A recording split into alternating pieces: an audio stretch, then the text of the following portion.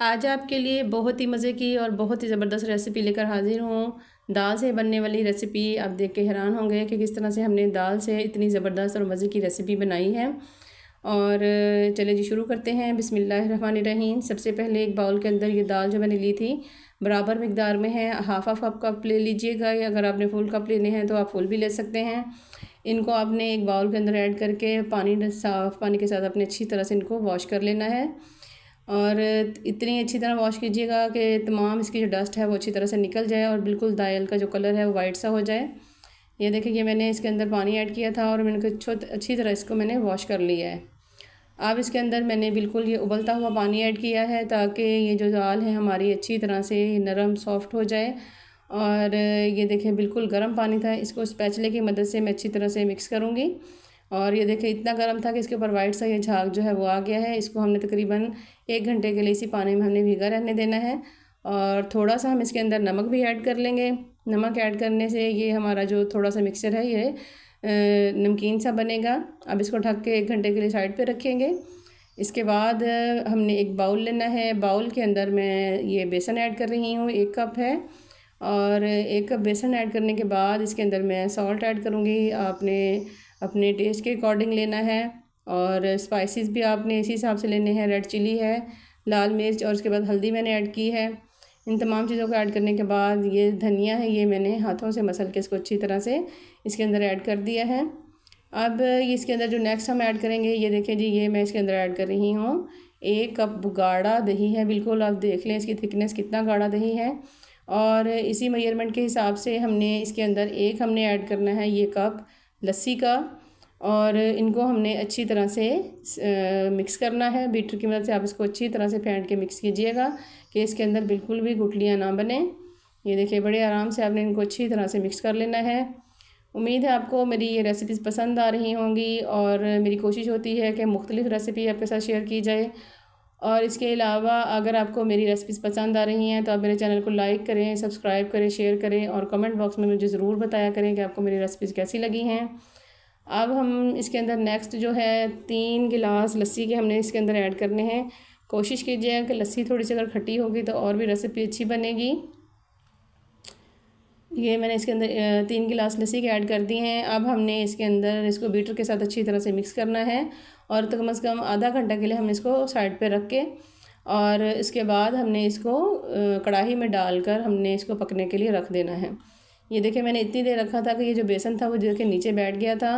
आपने इसको पानी डाल के अच्छी तरह से बाउल को जो है वो साफ़ करके इस कढ़ाई के अंदर ऐड कर देना है, ताकि जो बेसन है वो ज़ाया भी ना हो, और जो नीचे बैठा हुआ था वो भी आप अगर कढ़ाई के अंदर ऐड कर सकें। मज़ीद इसके अंदर आपने थोड़ा सा पानी और ऐड करना है। और ये देखिए मैंने इसके अंदर पानी ऐड कर दिया है। ये आपने इसको ढकना लगा के दरमियानी फ्लेम पे इसको पकने के लिए रख देना है।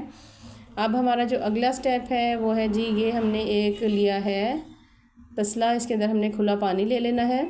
और खुला पानी लेने के बाद ये इसके अंदर मैं ऐड कर रही हूँ नमक है, कड़ी पत्ता है, थोड़ा सा मिक्स ज़ीरा मसाला जो होता है वो है इसके अंदर।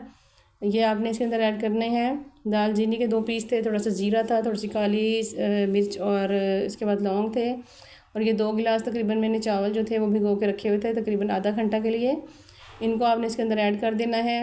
रेसिपी बहुत ज़्यादा लंबी ना हो जाए इसलिए मैंने बहुत शॉर्टली आपके साथ शेयर की है। अब ये तकरीबन थोड़ा सा इसके अंदर मैंने ये सरसों का तेल जो है ये मैंने इसको रोटी का एक टुकड़ा डाल के जला के रखा हुआ था, ये इसके अंदर मैंने ऐड कर दिया है। इनको करने के बाद हमने इसको दम पे रख देना है तकरीबन 15 से 20 मिनट के लिए, ताकि जो हमारे जो चावल है वो अच्छी तरह से तैयार हो जाए। अब हमारे चावल जो हमने दम पे रख दिए हैं, उसके बाद जो हमने अगला जो हमारा स्टेप है फाइनली, ये अब हमने जो दाल थी इसको हमने ले लेना है। ये देखिए दाल अच्छी तरह से फूल चुकी है, और मैं आपको दिखाती हूँ। ये देखिए कितनी ज़बरदस्त, और दाल फूल कर इसका साइज़ जो है वो डबल हो चुका है। ये देखें इतनी देर आपने इसको भिगोना है। इसके बाद जो है हमने इसका जो पानी है इसको हमने अलहदा कर देना है, पानी हमने इसके अंदर ऐड नहीं करना। और अब हमने एक ग्राइंडर जग लेना है। जग के अंदर हमने ये जो दाल थी, थोड़ा सा दाल के अंदर जो पानी है वो रहने देंगे, ताकि जो हमारी दाल है वो अच्छी तरह से बहुत ज़्यादा पानी ना हो, नहीं तो हमारी जो दाल है ये पतली हो जाएगी बिल्कुल, और रेसिपी हमारी अच्छी नहीं बनेगी। ये देखें जी ये दाल तकरीबन मैंने सारी इसके अंदर ऐड कर दी है। अब हमें इसके ऊपर ढकना लगा के इसको मैंने अच्छी तरह से इसको ग्राइंड कर लेना है।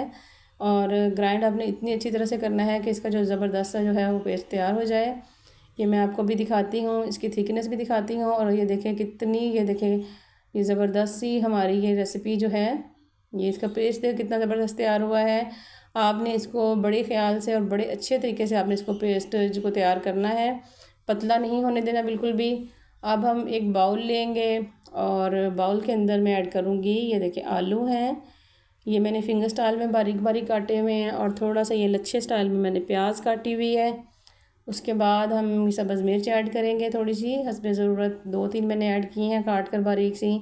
और इसके बाद ये थोड़ी सी तकरीबन थोड़े से पालक के पत्ते हैं, अगर आप ऐड करना चाहें तो कर लें, नहीं तो आप इनको स्किप भी कर सकते हैं। थोड़े से पुदीने के पत्ते हैं। और इसके बाद अब हम इसके अंदर ऐड करेंगे ये जो दाल का जो मैंने पेस्ट डाला हुआ था, ये जग वाला, ये तमाम पेस्ट जो था ये इसके अंदर हम ऐड कर देंगे। ये देखें कितना थिक सा और कितना गाढ़ा सा हमारा पेस्ट बना है। इसके अंदर हमें मज़ीद और पानी डालने की ज़रूरत नहीं पड़ेगी, इसी पेस्ट के अंदर हमारा जो मिक्सचर है वो तैयार हो जाएगा। अब हम इसके अंदर कुछ स्पाइसेस ऐड करेंगे, क्योंकि हमने इसके अंदर सिर्फ नमक थोड़ा सा ऐड किया था और हमने स्पाइसेस कोई भी ऐड नहीं किए, वही सिंपली स्पाइसेस हम ऐड करेंगे, नमक, लाल मिर्च और थोड़ी सी हल्दी। और ये देखें जी, ये इनको हमने अच्छी तरह से हमने इनको मिक्स कर लेना है, और मिक्स करके हमने इसका एक थिक सा हमने पेस्ट बनाना है, इसको पतला नहीं होने देना। ये देखें ये हमारा ये थिक सा हमारा जो पेस्ट है ये ज़बरदस्त सा बन चुका है।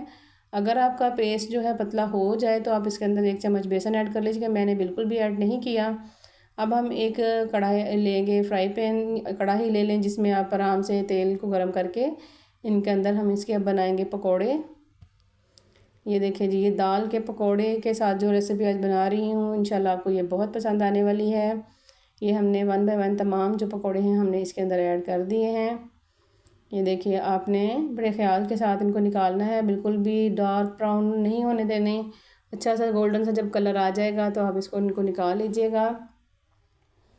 ये देखिए जी, ये तकरीबन तमाम मैंने इसके अंदर ऐड कर दिए हैं, और आपने इनको अच्छी तरह से गोल्डन ब्राउन कलर इनका कर लेना है। जैसे ही इनका कलर गोल्डन ब्राउन होगा तो हम इन्हें इस पैन में से निकाल लेंगे। कुछ डिफरेंट रेसिपी थी मेरे जहन में थी, मैंने कहा मैं आपके साथ शेयर करूं कि बेसन वगैरह से तो हर बंदा ही पकोड़े बनाता है और ये रेसिपीज़ तैयार करते हैं, लेकिन आप दाल के साथ इसको बना के देखें, इसका टेस्ट भी अलग होगा और ये बहुत ही मज़े की, बहुत ही ये टेस्टी सी रेसिपी बनेगी। ये देखें कितना खूबसूरत और ब्राउन सा कलर हो चुका है। इसके अंदर मिक्सर भी हमने बहुत ज़्यादा नहीं इसको वो किया हमने इसका, ये देखें पतला नहीं था, तो बहुत अच्छे पकौड़े ये हमारे बनकर तैयार हो चुके हैं सारे। अब हमने वो जो ऑयल हमारा जो बचा हुआ है इसके अंदर 2 कड़ी पत्ते हमने ऐड किए हैं, थोड़ा सा ज़ीरा, ये साबित लाल मिर्च, देगी लाल मिर्च जो होती है ये हम इनके अंदर ऐड कर लेंगे। और एक हमने तड़का तैयार करना है। अब इनको अच्छी तरह से इस तड़के को हमने, ये देखें जी, ये तैयार कर लिया है। अब हम इसको तकरीबन ये काफ़ी देर से पकती हुई तैयार हो चुकी है, काफ़ी गाढ़ी हो चुकी है। अब मैं इसके अंदर ये पकोड़े ऐड कर दूँगी, और पकोड़े ऐड करने के बाद ये देखिए इसको थोड़ी देर हमने पकाना है, और उसके बाद हमने ये जो तड़का था वो भी मैं इसके अंदर ऐड कर दूँगी। ये देखिए जी, ये हमारा तड़का इसको लग चुका है। दाल के पकोड़ों की कड़ी जो है, इंशाल्लाह आप इसको बना के देखिएगा, आपको ये रेसिपी बहुत पसंद आएगी और आप इसको बार बार बनाएंगे, क्योंकि बेसन के पकोड़े जो है हर बंदा ही बनाकर उसको कड़ी वगैरह में इस्तेमाल करता है, लेकिन आप इनको दाल के पकोड़ों से बना के देखें, ये इंशाल्लाह आपको ये रेसिपी बहुत पसंद आएगी और आप इसे बार बार ट्राई करेंगे।